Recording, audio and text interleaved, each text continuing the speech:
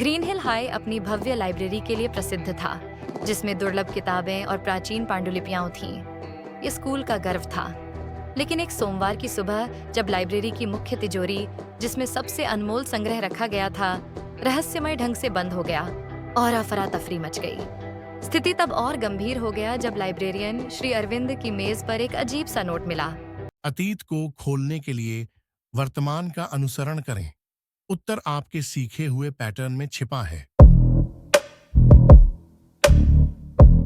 Library, जो आमतौर पर शांत रहता था, अब हलचल से भरा हुआ था। किताबों की पंक्तियां, जो मूक गवाह की तरह खड़ी थीं, इस रहस्य की गहराई को और बढ़ा रही थीं। बीच में एक बड़ी धातु की तिजोरी खड़ी थी, जिसकी लाल बत्ती बार बार चमक रही थी।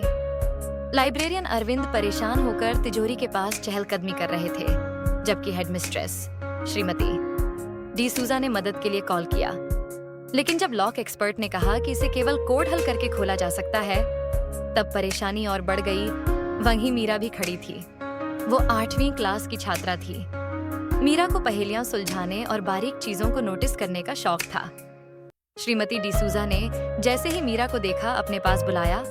उन्होंने मीरा को कोशिश करने को कहा, क्योंकि उन्हें मीरा की इस क्वालिटी को पहले भी देखा था।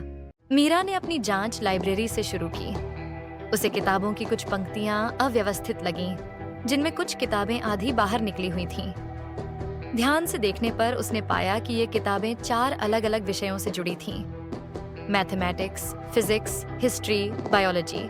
उसने तुरंत अपने नोट्स में यह सब लिखना शुरू कर दिया। फिर मीरा को एक किताब में लाइब्रेरी का एक छोटा नक्शा मिला, जिसमें 4 विशेष स्थान चिह्नित थे। इन स्थानों पर उसने फर्नीचर पर उकेरे गए चिन्ह देखे।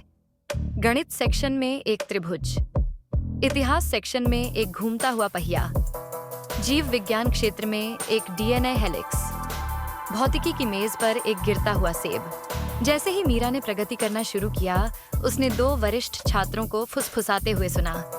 उन्होंने किसी रोहन का जिक्र किया, जिसने तिजोरी के साथ छेड़छाड़ की थी। रोहन ने कबूल किया कि उसने केवल मजाक के लिए तिजोरी का लॉकडाउन सिस्टम सक्रिय किया था, लेकिन वह असली कोड सेट करने वाला नहीं था। इससे मीरा को यह समझ आया कि यह घटना केवल एक शरारत नहीं, बल्कि सोची समझी योजना थी। ये सोचते सोचते उसकी नजर लाइब्रेरी के विशाल और अद्भुत घड़ी पे पड़ी, जिसमें नंबर तो रोमन में थे, लेकिन उनके नीचे कुछ विभिन्न प्रकार के चित्र बने हुए थे। उनमें शेल्फों से मिले चिन्हों के भी चित्र थे। मीरा समझ गई कि इन चित्रों और घड़ी के नंबरों का ही खेल है। मीरा की धड़कनें बढ़ गई। त्रिभुज का चित्र 3 बजे के नीचे था। उसी प्रकार पहिए का चित्र 9 बजे के नीचे था। डीएनए हेलिक्स 4 बजे के नीचे था और सेब का चित्र 6 बजे के नीचे था। फिर मैप के क्लू के इसी क्रम के अनुसार नोट किया और उसी क्रम में तिजोरी के कीबोर्ड पर नंबर डाले। 3, 9, 4, 6। तिजोरी में कुछ हलचल। सबने सोचा तिजोरी खुल रही है, लेकिन ऐसा नहीं हुआ। तिजोरी नहीं खुली। ऐसा क्यों हुआ? सब कुछ तो सही तरीके से किया गया था। जरूर कुछ मिस हो रहा है, ऐसा मीरा ने सोचा। फिर अपने नोट्स को खंगालने लगी। कहीं कुछ छूट तो नहीं गया, या फिर कोई क्लू नजरअंदाज हो गया है क्या? मीरा ने मेज पे लिखे नोट को फिर से पढ़ा। अतीत को खोलने के लिए वर्तमान का अनुसरण करें। उत्तर आपके सीखे हुए पैटर्न में छिपा है। अतीत को खोलने के लिए वर्तमान का अनुसरण करें।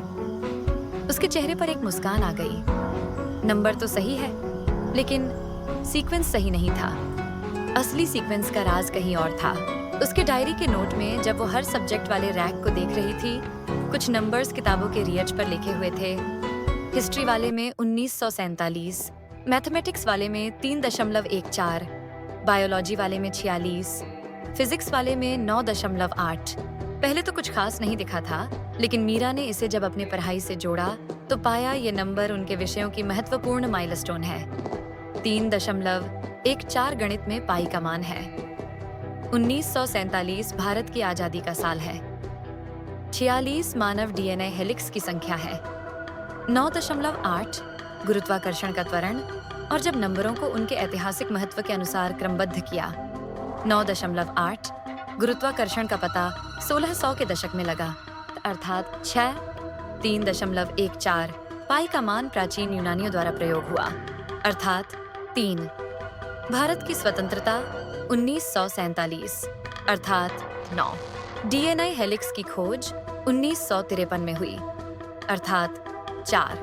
तो घड़ी से मिले नंबर के सही क्रम है 9, 3, 6, 4 और जैसे ही तिजोरी में यह क्रम से नंबर डाले गए, तिजोरी खुल गई और अंदर किताबें और एक पत्र मिला। यह पत्र सेवानिवृत्त होने वाले लाइब्रेरियन का था, जिसने यह सारा पहेली का जाल छात्रों को उनके ज्ञान का महत्व सिखाने के लिए तैयार किया था। हेडमिस्ट्रेस ने मीरा की प्रशंसा करते हुए कहा, मीरा ने यह दिखाया है कि शिक्षा और सीखने की शक्ति कैसे वास्तविक जीवन की समस्याओं को हल कर सकती है। बुद्धिमत्ता सिर्फ तथ्यों को जानने में नहीं, बल्कि ज्ञान को जोड़कर समस्याओं को हल करने में है। पढ़ाई से ही हमारी सोचने समझने की क्षमता तेज होती है।